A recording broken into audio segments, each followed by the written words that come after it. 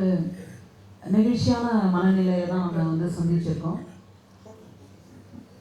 இயற்கையை யாராலும் தவிர்க்க முடியாது அப்படின்ற ஒரு ஆறுதலை மட்டும் நம்ம சொல்லிட்டு அடுத்த கட்டத்தை நோக்கி நகரும். என்னுடைய இரங்கல் கவிதையை முதல்ல வாசிக்கிறேன். தமிழ்நாட்டுக்கு விருப்பமானது ஈரோட்டு தலைமை. தமிழ்நாட்டுக்கு விருப்பமானது ஈரோட்டு தலைமை. மீண்டும் நிரூபித்தவர் நீங்கள். மீண்டும் நிரூபித்தவர் நீங்கள். காவி வேட்டி ஜரூராக உற்பத்தியாகும் வேளையில் திராவிட சாயத்தை நெய்து தந்தவர் நீங்கள். திராவிட சாயத்தை நெய்து தந்தவர் நீங்கள். வெளிச்சக்கீற்றுகளால் விடியாத எங்களுடைய காலை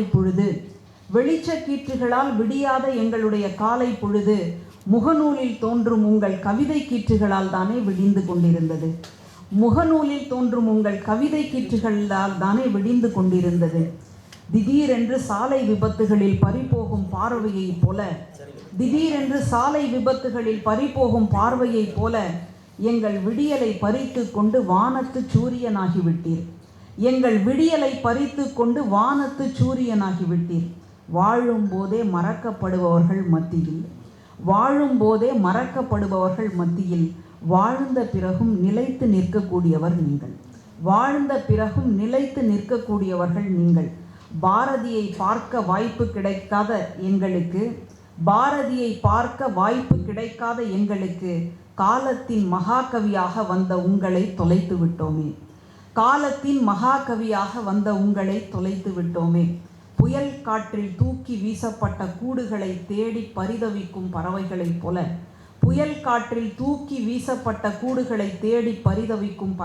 போல வேடந்தாங்களை இழந்த கவிப்பறவைகளாய்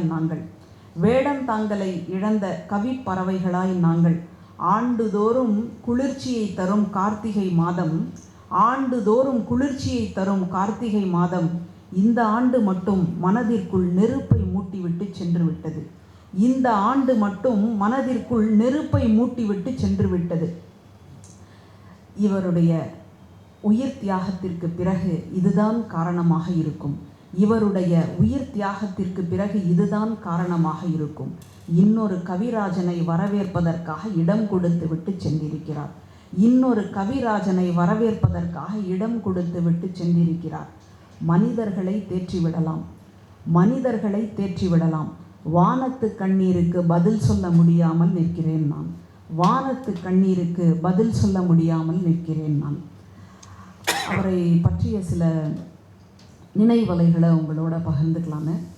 அவர் செய்தி வாசிப்பாளராக இருந்த நேரத்தில் நான் ரொம்ப குழந்தையாக இருந்த ஒரு காலகட்டம்.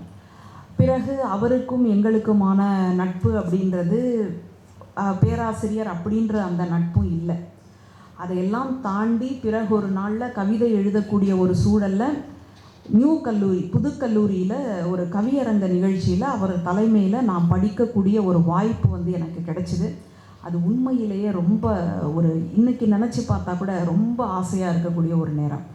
வளையல் கரங்கள் எல்லாம் வாழ்பிடிக்கும் கரங்களாக கவிதை வாசிக்க வந்திருக்கின்றன அப்படின்றத மனம் திறந்து பாராட்டக்கூடியவராக இருந்த அந்த பண்பை நான் இன்னைக்கு வரைக்கும் பார்க்குறேன். அடுத்ததாக அவரை பற்றிய ஒரு ஆவணப்படம் எடுக்கக்கூடிய ஒரு தருணத்தில் அவரை சந்திக்கக்கூடிய வாய்ப்பு எனக்கு கிடைச்சிது. அந்த நேரத்தில் அவருக்கு நான் சில கேள்விகளை வைப்பதாக அந்த ஆவணப்படம் அமைஞ்சிருக்கும். அதில் குறிப்பிட்டு சொல்ல வேண்டிய பகுதி என்னென்னா, வேறு காட்சிகள் அமைப்புகளாக அதை எடுக்கும் பொழுது சட்டை மாற்றினா நல்லாயிருக்கும் அப்படின்னு இயக்குனர் சொல்கிறார். அதை இப்போ ராஜகம்பீரன் அப்பாஸ் அப்படின்னு சொல்கிறோம் இல்லையா, அவர் சொல்கிறாரு சட்டை மாற்றணும்னு. ஆனால் இன்னொரு மாற்று சட்டையை நான் கொண்டு வரலை அப்படின்றார். அவர் எந்த அளவுக்கு இளைஞர்களோடையும் அந்த இளமையோடையும் அவர் செல்கிறார் அப்படின்றதுக்கு இந்த ஒரு காரணத்தை மட்டும் நான் உங்களுக்கு சொல்லணும்னு நினைக்கிறேன். அந்த நேரத்தில் எங்கள் வீடு பக்கத்தில் இருந்ததுனால என்னுடைய மகனுடைய சட்டையை கொண்டு வந்து கொடுக்குறேன். அந்த சட்டை அவருக்கு பொருத்தி போகின்றது.